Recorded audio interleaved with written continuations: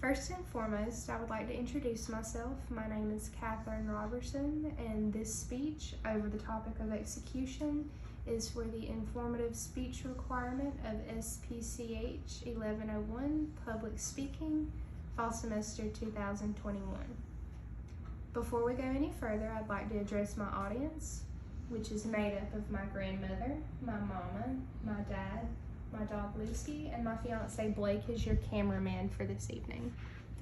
Along with my speech, I also have prepared a PowerPoint to help make this a more conducive experience for everybody involved and hopefully make everything flow a little bit smoother. All right,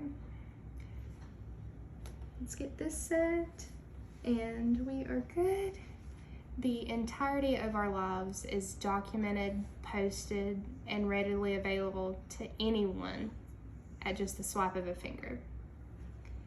This information being readily available leads to darker areas of life being drug up into the limelight, furthering their infamy.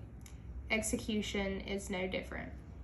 This age-old practice has happened everywhere, regardless of religion, skin tone, culture, or any other disparity. Most recently, a few months ago, the Taliban released videos available right now even, you can go look, beheading their prisoners. This information is available on any phone, any tablet, laptop, or computer.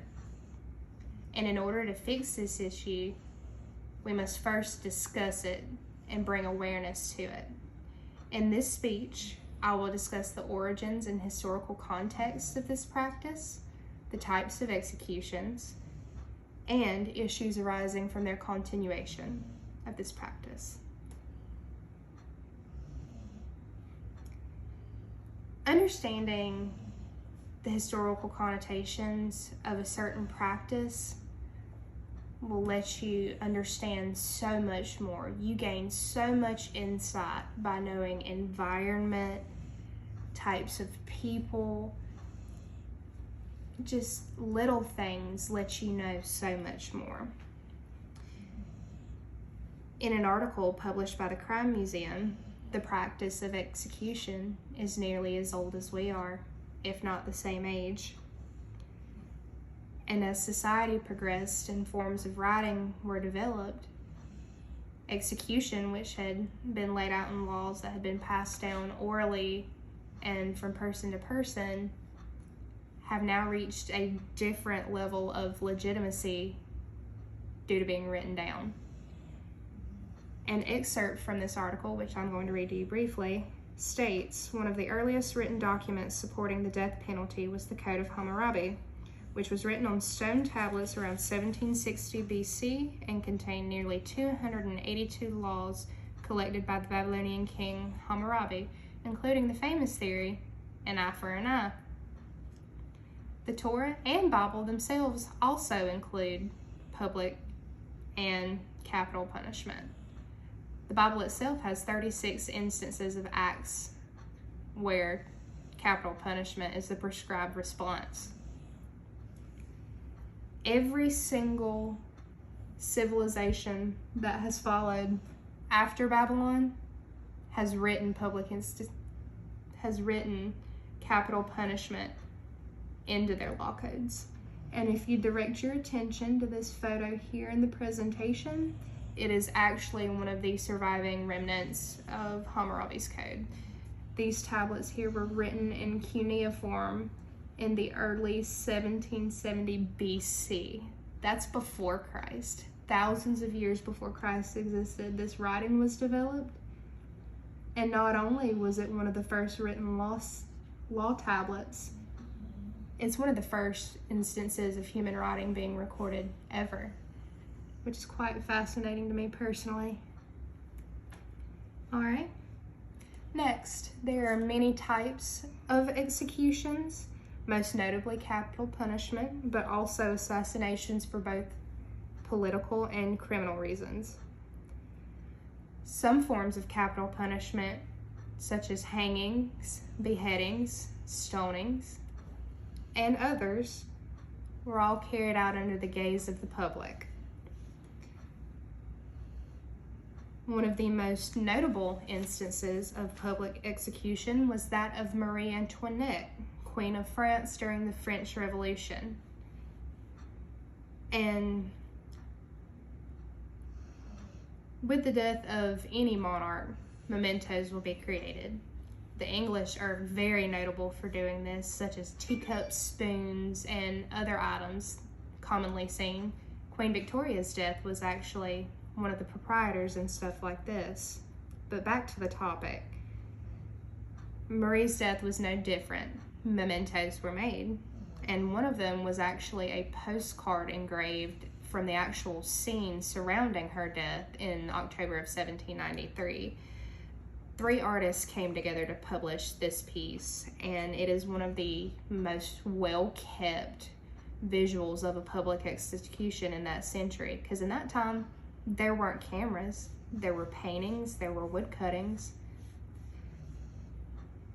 but this engraving paired with the words from these artists surrounding the situation lets you almost be there, lets you see the seriousness of this situation.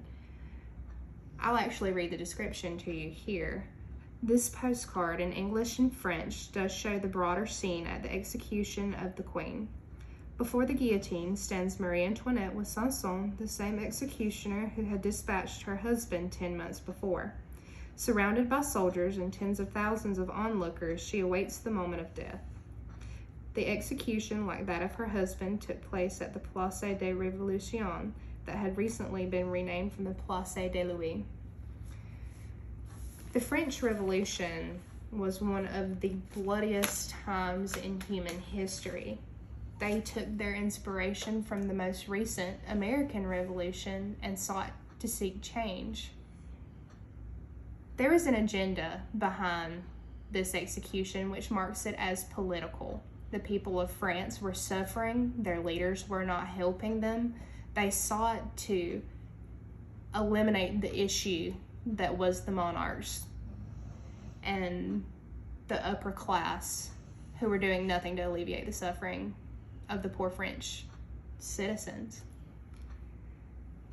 Her death led to conversations about capital punishment that have echoed through time. That being said, issues arise with any form of punishment. There is always going to be somebody for it and somebody against it. Everybody in history will always pick a side. That will not change. Some view the death penalty as a moral issue or an issue of policy, but regardless of your stance, the death penalty is expensive. In an article produced by the Death Penalty Information Center, the reasons for the high cost of this practice are listed and broken down into 6 categories. The 6 categories are legal costs, pretrial costs, jury selection, trial, incarceration, and appeals. When taking into account their ethics, policy, economic stance, many states and countries have abolished the death penalty. Even with that being said, there are still many areas of the world very pro-death penalty. For example, in Texas, if you commit a murder and 3 people say they saw you did it, you don't sit on death row for 10 years, or 20, or even. You jump to the front of the line. That being said, issues could arise whether that person is truly innocent or truly guilty. Issues with evidence and false imprisonment, if even, could possibly arise.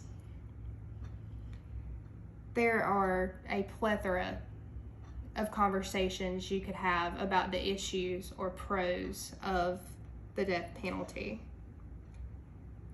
But at the end of the day, that's your choice and your decision. In conclusion, execution is ancient with deep roots in human society. Being aware of those roots and being able to identify the type of execution that has occurred is crucial to understand its purpose and what it means other than somebody dying. That and the continuation of this policy could lead to possible moral, policy, and economic issues in the future. Thank you for your time.